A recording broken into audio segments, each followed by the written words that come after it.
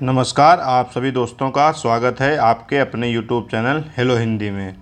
दोस्तों, अगर आप सीटेट का एग्ज़ाम देने जा रहे हैं और आपकी तैयारी अच्छी चल रही है तो आप लोग एक बार ये क्लास ज़रूर देखें। और इसमें सीडीपी जो महत्वपूर्ण जो प्रश्न हैं वो हमने 25 लिए हैं और आशा करते हैं कि इसमें से आपका बहुत कुछ फंसेगा और आप लोग आसानी से पेपर हल करके आएंगे।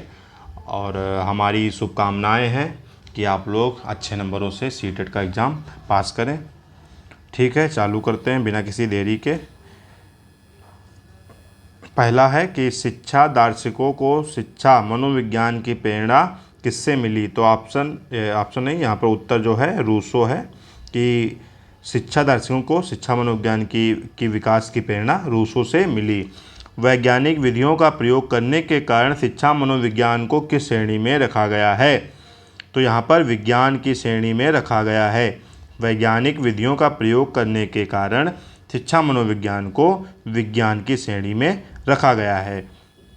शिक्षा मनोविज्ञान का स्पष्ट रूप किस वर्ष में निश्चित किया गया है। वर्ष 1920 में। मतलब शिक्षा मनोविज्ञान का स्पष्ट रूप किस वर्ष में निश्चित किया गया है। वर्ष 1920 में। व्यवहारिक, यहाँ पर चौथा प्रश्न है कि मानव की व्यवहारिक समस्याओं को किस माध्यम से हल किया जा सकता है।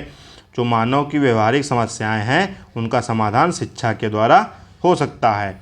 किसके अनुसार मनोविज्ञान शिक्षा का आधारभूत विज्ञान है। मतलब किसने ये परिभाषा दी है कि मनोविज्ञान शिक्षा का आधारभूत विज्ञान है। तो ये B.F. स्किनर, ये जो B.F. स्किनर हैं इन्होंने कहा था कि मनोविज्ञान शिक्षा का आधारभूत विज्ञान है। प्राचीन काल में शिक्षा का स्वरूप कैसा था। विषय प्रधान तथा अध्यापक प्रधान, क्योंकि प्राचीन काल में जो व्याख्यान शैली में शिक्षा दी जाती थी तो इसमें अध्यापक प्रधान होता था, क्योंकि अध्यापक ही व्याख्यान देता था और जो बालक थे वो मूक बनकर सिर्फ सुनते थे। और विषय प्रधान इसलिए था क्योंकि मतलब सिर्फ अध्यापक ही विषय को मौखिक रूप से बताता था और बच्चे उसको सुनते थे। तो इसमें विषय और अध्यापक ये दो प्रधान थे। संवेगात्मक क्रियाएं कौन कौन सी हैं। हंसना, रोना और क्रोधित होना, ये संवेगात्मक क्रियाएं हैं। प्राचीन काल में बालकों को अनुशासित करने की विधि कैसी थी। शारीरिक दंड। शारीरिक दंड का मतलब है जैसे जो बच्चा मतलब दंडित किया जाता था उसको कहा जाता कि जाओ जंगल से लकड़ी बीन कर लाओ, आज तुम कुटिया की या गुरुकुल की सफाई करोगे, आज तुम खाना बनाओगे, ये सब काम दिए जाते थे। तो प्राचीन काल में बालकों को अनुशासित करने की विधि जो होती थी वो शारीरिक दंड होता था। और शारीरिक दंड ऐसा नहीं कि उनको दर्द हो या कुछ ऐसा, बस उनसे काम करवाया जाता था। प्राचीन काल में मनुष्य का तीसरा नेत्र क्या था। प्राचीन क्या मतलब भविष्य, भूत और भविष्य में भी मनुष्य का तीसरा नेत्र शिक्षा ही है, होगी और रहेगी। ठीक है। शिक्षा में प्रयोगात्मक मनोविज्ञान की उपयोगिता पर बल किसने दिया। मांटेसरी ने।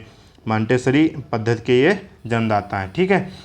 और B.F. स्किनर ने शिक्षा मनोविज्ञान के विशिष्ट उद्देश्य कितने निर्धारित किए हैं।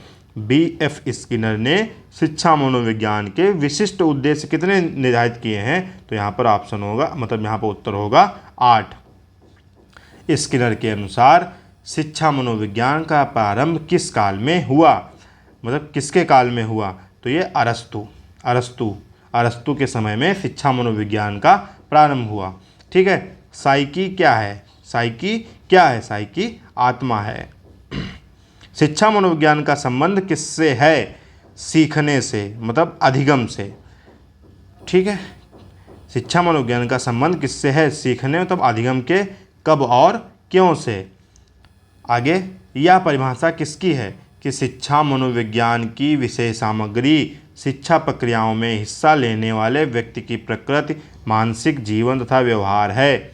ये किसकी परिभाषा है। ये है डगलस व हॉलैंड की। ठीक है। शिक्षा मनोविज्ञान क्या है। शिक्षा के क्षेत्र में मनोविज्ञान के सिद्धांतों का प्रयोग। शिक्षा के क्षेत्र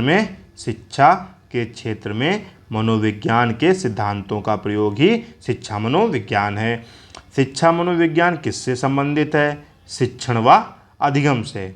शिक्षा मनोविज्ञान प्रश्न आ जाए किससे संबंधित है। शिक्षण व अधिगम से। शिक्ष धातु का क्या अर्थ है। शिक्ष धातु का अर्थ है अधिगम या फिर सीखना। ठीक है, मनोविज्ञान से शिक्षा मनोविज्ञान क्या ग्रहण करता है? सामाजिक प्रक्रिया। मनोविज्ञान से शिक्षा मनोविज्ञान क्या ग्रहण करता है? तो यहाँ पर ये सामाजिक प्रक्रिया होगा कि मनोविज्ञान से शिक्षा मनोविज्ञान सामाजिक प्रक्रिया सीखता है। 20वां जो प्रश्न है कि शिक्षा मनोविज्ञान किन किन शब्दों से मिलकर बना है? शिक्षा मनोविज्ञान 2 ही शब्दों से मिलकर बना है, एक तो शिक्षा, दूसरा मनोविज्ञान, 2 शब्दों से मिलकर बना है। ठीक है, प्लेटो ने शिक्षा को कैसी प्रक्रिया माना है? प्लेटो ने शिक्षा को कैसी प्रक्रिया माना है? शारीरिक, मानसिक और बौद्धिक। प्लेटो ने शिक्षा को कैसी प्रक्रिया माना है? शारीरिक, मानसिक और बौद्धिक प्रक्रिया माना है। शिक्षा मनोविज्ञान बालक में वांछित व्यवहार परिवर्तन के द्वारा उसे क्या प्रदान करता है? शिक्षा मनोविज्ञान बालक में वांछित व्यवहार परिवर्तन करके परिवर्तन के द्वारा उसे क्या प्रदान करता है? उसे सर्वांग स्वरूप, जिसको कहते हैं सर्वांगीण विकास कह लीजिए। तो शिक्षा मनोविज्ञान बालक में वांछित व्यवहार परिवर्तन के द्वारा उसे सर्वांग स्वरूप प्रदान करता है।